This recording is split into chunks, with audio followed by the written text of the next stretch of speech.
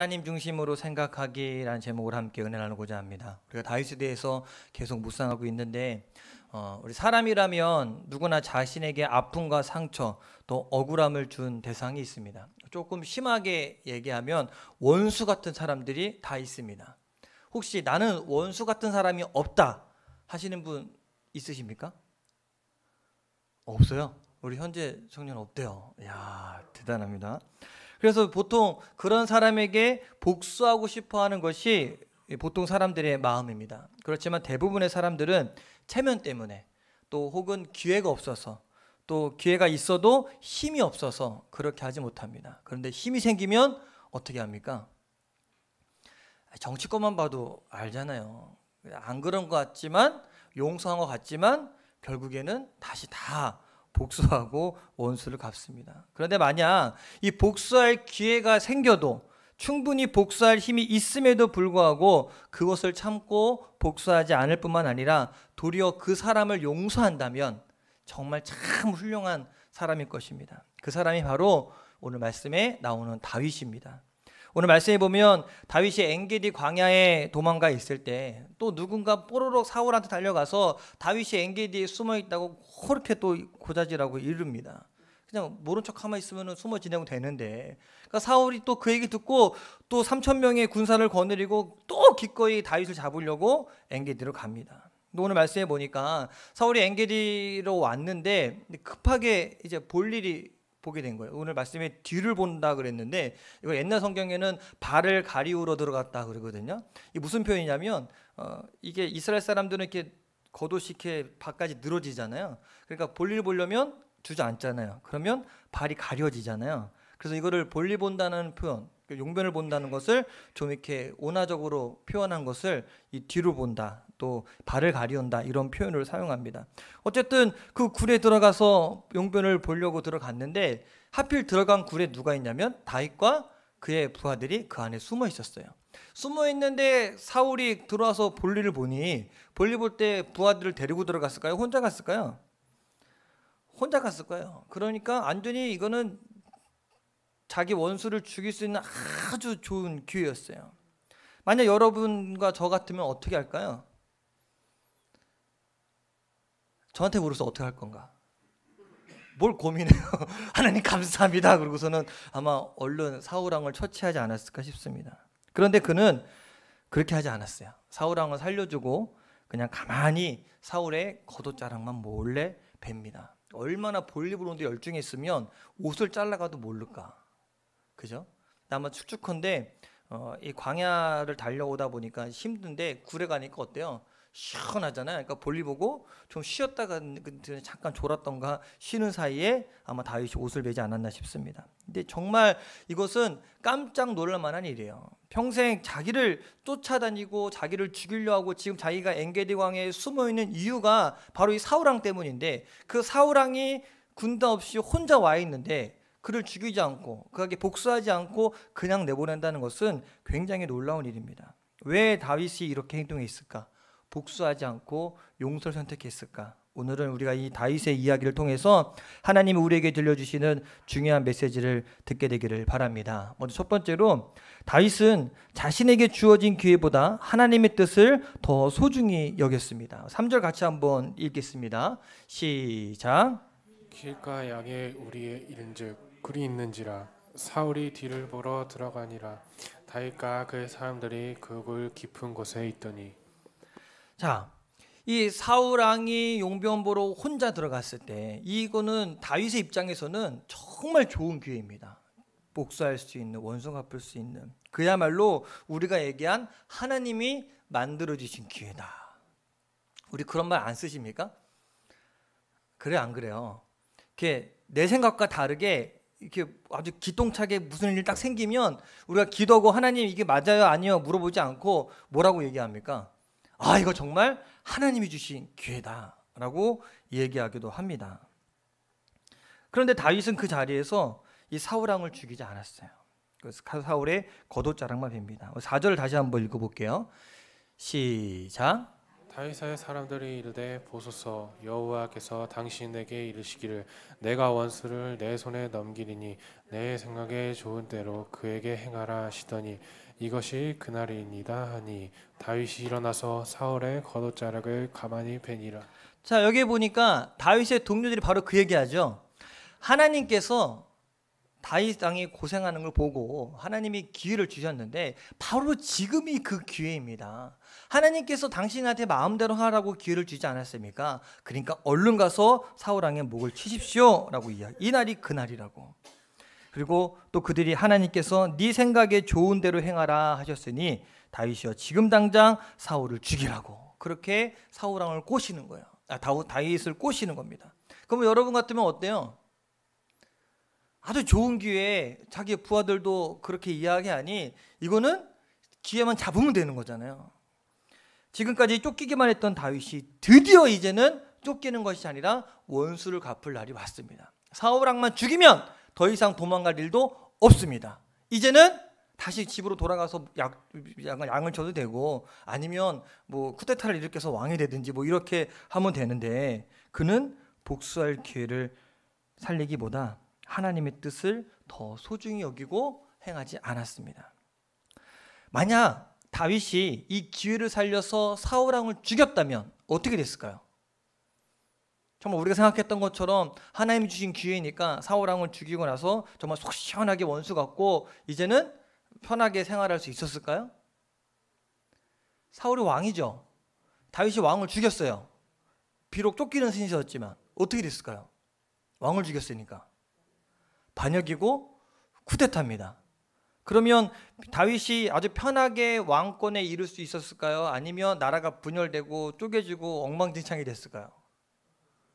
다윗은 통일왕국의 왕이 되고 나중에 근데 만약에 이 당시에 사울 왕을 죽였더라면 아마도 다윗을 따르는 사람도 있었겠지만 어떻게 왕을 죽이냐면서 그렇게 다윗을 배척하는 사람도 있었을 것입니다. 다윗의 도덕성과 명성에 흠집이 생길 수밖에 없었습니다. 그렇게 되면 다윗이 이스라엘 왕이 되기도 힘들었을 것이고 그리고 성경에서 그렇게 많은 부분을 차지하기 어려웠을 것입니다. 그러므로 여러분 기회가 왔다고 무조건 덤벼들지 말고 이 기회가 정말 하나님의 뜻인지 그리고 그 기회를 살리는 방법이 성경적인지 생각해 봐야 됩니다. 이것이 과연 하나님이 원하신 일인지 아닌지.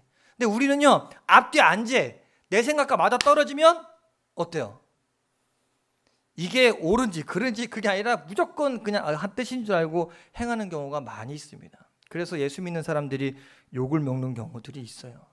그래서 사도 바울이 고린도전서 12장에 성령의 9가지 은사에 대해서 말할 때 가장 먼저 언급하는 게 뭐냐면 지혜의 말씀의 은사와 지식의 말씀의 은사를 가장 먼저 언급하고 있습니다.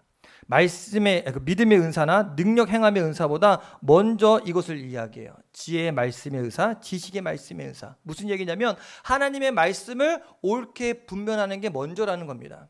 여러분 병자를 살리는 게 더 능력이 있어 보입니까? 하나님의 말씀을 옳게 분별하는 게 능력이 있어 보입니까? 잘 모르시겠어요? 네. 제가 하나님 말씀대로 잘 살아야 됩니다 이렇게 말하는 게 능력이 있어 보입니까? 아니면 여기에 이렇게 오래된 병자가 왔는데 제가 기도했는데 벌떡 일어나서 나왔어요. 어느 게 더 능력이 있어 보입니까? 그렇죠. 우리가 보기엔 그게인데 사도 바울이 이야기할 때는 그것보다 능력 행함이나 믿음의 은사보다 산을 옮기는 그 믿음보다 더 중요한 것은 뭐냐면 옳게 말씀을 분별하는 게 더 중요하다는 거예요. 이게 잘못되면요 엉뚱한 데로 빠지게 되고 신앙생활에서 올바른 믿음 생활을 할 수 없게 된다는 겁니다. 그래서 우리는 믿음도 아주 중요한 거지만 바른 믿음을 가지는 것이 더 중요하다는 것을 기억하시게 되기 바랍니다. 그래서 내 앞에 내 생각과 맞아떨리는 기회가 왔다고 이게 다 하나님의 뜻이 맞다 아니다? 아니다. 이거를 구별할 수 있는 자가 되어야 됩니다. 그래서 두 번째로 오늘 말씀에서 다윗이 모든 것을 하나님 중심으로 생각하고 있었다는 것을 우리가 좀 알고 기억해야 됩니다. 5절 한번 같이 읽어볼까요? 시작. 그리한 후에 사울의 옷자락 뱀으로 말미암아 다윗의 마음이 찔려. 여기 보니까 다윗이 사울의 옷자락을 베고 난 다음에 마음이 찔렸다라고 말합니다. 다윗은 사울을 죽이자고 동료들이 이야기할 때 그거를 이제 다 받아들이지 않고 사울의 옷자락만 살짝 뵙니다. 근데 그것이 마음에 찔림이 있다는 거였어요. 여러분, 다윗이 사울 왕에게 당한 거에 비하면 옷자락 자른 것 뭐 큰 문제 있겠습니까? 다윗이 사울 왕에게 또 어떻게 당한지 잘 모르십니까? 제가 매주 얘기했잖아요. 어떤 일 당했어요? 사울 왕이 악신에 걸려서 괴로워하니까 그를 위로해 주려고 연주하고 있는데 갑자기 창을 들어서 던져요. 진짜 자기를 죽이려고. 뿐만 아니라 잠자고 있는데 죽이려고 그래갖고 군사를 보내서 침대에 있는 사람을 통째로 들여다가 죽이려고 그러기도 하고. 근데 여러 절에 하나님께서 다 피하게 하셔갖고 계속 도망다니잖아요. 라마나에 가서 쫓아와서 죽이려고 그러고. 이런 상황들이 계속 반복되잖아요. 놉 땅에 도망갔더니 자기를 도와줬다고 놉의 제사장들을 싹 다 죽이잖아요. 이런 억울한 일을 당했는데 옷자락 하나 자른 것, 그거 뭐 마음에 찔림 얻어야겠습니까? 그 정도 할 수 있잖아요. 안 돼요? 쉽게 생각하면 내가 뺨을 맞았어. 그 뺨 맞았으니까 이 사람 옷 한번 잡았어. 정당방위예요? 과한 거예요? 나는 뺨 맞았는데 나는 옷 한번 잡았는데. 근데 다윗은 그것 때문에 마음이 걸렸다는 거예요. 왜 그러냐면 그 일 자체가 혹시라도 여호와께 기름 부은 자의 받은 자의 인격을 조롱한 행위로 보였었을까 봐. 하나님의 이름을 더럽혔을까 봐. 하나님이 기름 부은 자인데 내가 옷을 뱀으로 말미암아 하나님의 이름에 먹칠했을까 봐. 사울 왕이 좋아서가 아니라 기준이 어디에 있는 거예요? 하나님한테 있는 겁니다. 그래서 6절 한번 같이 한번 찾아보겠습니다. 같이 읽겠습니다. 시작. 자기 사람들에게 이르되 내가 손을 들어 여호와의 기름 부음을 받은 내 주를 치는 것은 여호와께서 금하시는 것이니 그는 여호와의 기름 부음을 받은 자가 됨이니라 하고. 자, 뭐라고 이야기해요? 여호와의 기름 부음 받은 자 내 주를 치는 것은 여호와께서 금하신 것이라. 기준이 어디에 있어요? 사울 왕이 나한테 했고 안 했고 나를 어떻게 상관없이 하나님이 세운 자리니까 내가 어떻게 할 수 있겠냐. 이런 사실은 좀 우리에게 생소하다고 느껴질 수 있어요. 대부분의 사람들은 뭐 하나님께 기름 부은 게 뭐 어떻다고, 내가 괴로워 죽겠는데, 나를 죽이려는 원수인데. 그러나 다윗은 나를 죽이려고 하는 원수로 보지 않고 하나님이 기름 부어 세운 왕으로 보았습니다. 말하자면 다윗은 자기 중심이 아니라 하나님 중심으로 그를 보았다는 겁니다. 자기 중심인가 하나님 중심인가는 굉장히 중요한 질문입니다. 사실 오늘 우리 세대는요, 하나님 중심보다 자기 중심이 더 강한 시대를 살아가고 있습니다. 뭘 하든 자기 생각, 자기 기분, 자기 느낌을 중요하게 생각합니다. 그래서 요즘에 그 매스컴에서 또 미디어에서 많이 듣는 얘기 중에 하나는 뭐냐면 너의 인생은 너 것이다. 그러니 네가 하고 싶은 대로 해라. 또 어떤 얘기도 하냐면 한 번 사는 인생 마음껏 살아라. 못 들어보셨습니까? 많이 들어봤잖아요. 그래서 결혼해서 자녀를 안 낳으려고 그래요. 왜? 내 인생인데 자녀를 낳으면 내 인생이 아니라 자녀를 위한 인생이 되니까. 심지어 결혼도 안 하려고 그래요. 왜? 결혼하면 내 인생을 반 나누잖아요. 그리고 결혼해서도 뭐 그런 집을 많이 못 받은지 모르겠지만 결혼해서 내가 번 돈 내가 쓰고 네가 번 돈 네가 쓰고. 이해되십니까?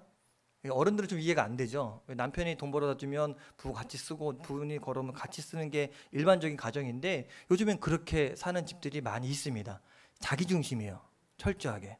그러다 보니까 이게 뭐 사람들 사이에 자기 중심 사는 거는 뭐 크게 없어요. 애들 공부하는 것도 자기주도 학습이라 그러잖아요. 자기가 스스로 공부할 수 있게 하고 점점 이렇게 상관없는데, 근데 문제는 뭐냐면 세상 사람들이 이렇게 자기 감정, 자기 생각, 자기 유익이 먼저라고 생각하다 보니까 어떤 문제가 생기냐면 하나님과의 관계에서도 그렇게 되는 거예요. 신앙생활도 하나님 중심 신앙생활이 아니라 내 중심 신앙생활을 하는 경우가 많아집니다. 예배를 드려도 하나님 중심 예배가 아니라 내 중심 예배 드리는 경우가 많아져요. 그래서 하나님께 예배 드리는 건데 내가 은혜가 안 되면 그 예배는 예배가 아닌 거가 되는 거예요. 이해가 되십니까? 예배는 누가 받는 겁니까? 하나님이 받는 거거든요. 근데 중심이 하나님이 아니라 나에게 오는 순간 그 예배는 하나님께 드려진 예배가 아니라는 겁니다. 근데 시대가 점점 그렇게 되고 있어요. 그런데 여기서 우리가 주목해야 될 것은요, 다윗이 6절 말씀에 내가 손을 들어 여호와의 기름 부음을 받은 내 줄을 치는 것은 여호와께서 금하신 것이다 라고 이야기했는데, 4절 말씀에 보면 동료들이 여호와께서 당신에게 이르시기를 내가 원수를 내 손에 넘기리니 내 생각에 좋은 대로 그에게 행하라. 완전히 상반되죠. 누구 말이 맞을까요? 다윗의 말이 맞을까요? 다윗의 부하들이 한 말이 맞을까요? 다윗은 사울은 건드리면 안 된다, 하나님이 건드리지 말라 그랬다. 다윗의 부하들은 하나님이 그를 건드려 상관없다 그랬다, 원수 갚으라 그랬다. 어느 누구 말이 맞습니까? 완전 다른 말이거든요. 근데 성경을 아무리 살펴봐도요, 하나님이 다윗에게 그런 말을 한 적이 없어요. 사울 왕을 죽여라, 원수를 갚아라 한 말 없습니다. 이 말은 누가 만든 겁니까? 다윗의 부하들이 자기들이 보니까 이거 하나님이 하신 것 같아, 그러니까 그것을 자기들 이루을 대로 해석해서 그렇게 만들어낸 겁니다. 자기들이 하고 싶은 말이에요. 세상이 그렇습니다. 세상은 철학자들의 말을 빌리고 문학가, 시인들의 말을 빌려서 자기들이 하고 싶은 말을 합니다. 그러나 다윗은 그들의 말에 흔들리지 않았습니다. 다윗은 오히려 내 생각대로 좋은 대로 하라가 아니라 여호와께서 금하신 것이다, 건들면 안 된다. 다윗은 자기 생각, 자기 기분대로 한 것이 아니라 오히려 하나님의 생각, 하나님의 마음을 먼저 살폈다는 것입니다. 이것이 바로 우리가 다윗에게서 배워야 될 것입니다. 그러면 하나님 중심으로라는 말, 무슨 말일까요? 기준을 하나님한테 세우는 겁니다. 하나님을 사랑하기 때문에 무엇을 하든 내가 원하는 대로 하는 것이 아니라 하나님이 원하신 대로 하는 것입니다. 제가 연애할 때 저는 한식을 좋아하는데 저희 집사람은 양식을 좋아했습니다. 스파게티, 피자 이런 거 좋아했어요. 저는 밥에다가 국을 먹어야 밥을 먹는 거지, 스파게티, 피자 이런 거 먹으면 다시 집어서 밥을 먹어야 되는 사람이었거든요. 근데 연애할 때 저는 항상 뭐 먹었을까요? 양식에 피자에 스파게티 이런 거 먹었어요. 비싼데 양 요만큼 있는 걸 먹었어요. 왜 그랬을까요? 집사람을 사랑하니까 저의 기준이 집사람한테 있는 거예요. 그러면 그걸 제가 괴롭게 억지로 꾸역꾸역 먹었을까요? 맛있게 먹었을까요? 맛있게 먹었어요. 별로 좋아하지 않았지만 맛있게 먹었어요. 물론 집에 와서 어머니한테 밥 안 먹고 왔다고 밥 한 번 더 먹긴 했어요. 근데 맛있게 먹었어요. 왜? 기준이 거기에 와 있으니까. 마찬가지로 하나님을 사랑하면요, 하나님을 기쁘시게 하기 위해서 내 생각, 내 욕망을 버리고 하나님을 따라가야 됩니다. 다윗이 그랬어요. 비록 사울 왕이 자기를 죽이려고 했지만 그는 하나님이 기름 부어 세운 왕이 아니냐, 어떻게 내가 그에게 복수할 수 있겠느냐, 끝까지 하나님 중심으로 사울 왕을 봤습니다. 훗날 나중에 다윗이 아들 압살롬이 반역을 해서 자기를 죽이려고 할 때 신발도 신지 못하고 급하게 피난을 갔어요. 그때 사울의 친척인 이 시므이라는 사람이 다윗에게 저주를 퍼붓습니다. 뭐라고 퍼붓냐면, 도망다니니까 피를 흘린 자여, 사악한 자여, 가거라 가거라. 이때 다윗의 신하 아비새가 이야기하기를, 왕이시여, 저 죽은 개 같은 자가 어떻게 왕을 모욕할 수 있겠습니까? 저에게 허락해 주십시오. 제가 건너가서 그의 머리를 베우겠습니다 라고 이야기해요. 왕을 모욕했으니까. 이때 다윗이 이렇게 이야기합니다. 사무엘하 16장 10절입니다. 같이 한번 읽을게요. 시작. 왕이 이르되 수리아의 아들들아, 내가 너희와 무슨 상관이 있느냐? 그가 저주하는 것은 여호와께서 그에게 다윗을 저주하라 하심이니 내가 어찌 그리하였느냐 할 자가 누구겠냐고 하고. 참 멋있는 말입니다. 뭔 얘기냐면, 이 다윗은요, 자기가 압살롬에게 왜 쫓겼는지 알아요. 그 이유가 자기가 밧세바를 범하고 그의 남편 우리아를 죽인 나를 하나님께서 저주하는구나, 나의 잘못을 시므의 입을 통해서 깨닫게 하시는구나 라고 이야기한 거예요. 하나님 기준을 생각하니까 시므이를 죽이는 것이 아니라 그의 입을 통해 자기를 깨닫게 하시는 하나님을 바라보게 됐다는 것입니다. 여러분, 이것이 바로 다윗의 믿음이었습니다. 우리도 이런 다윗의 믿음을 본받아서 하나님 중심으로 생각하고 살아가시게 되기를 간절히 축원합니다. 마지막으로 세 번째, 우리는 복수가 아니라 용서를 선택한 이 다윗이야말로 예수님을 닮은 사람이라는 것 우리가 알 수 있습니다. 여러분, 예수님 사랑하십니까? 예수님 닮고 싶으십니까? 우리가 늘 얘기하잖아요. 예수님 닮고 싶다, 예수님 닮아간다. 다윗이 그러한 삶이에요. 남이 나를 미워한다고 나도 미워하는 것, 남이 나에게 악하게 대한다고 나도 똑같이 악하게 대하는 것, 이거는 하나님 믿는 사람들의 행동이 아닙니다. 이거는 모르는 사람들, 하나님을 모르는 사람들이 하는 세상 사람들의 행동이지, 우리는 그러면 안 돼요. 우리는 악을 행한다고 악을 갚는 것이 아니라 악을 행해도 선으로 갚는 자가 되어야 됩니다.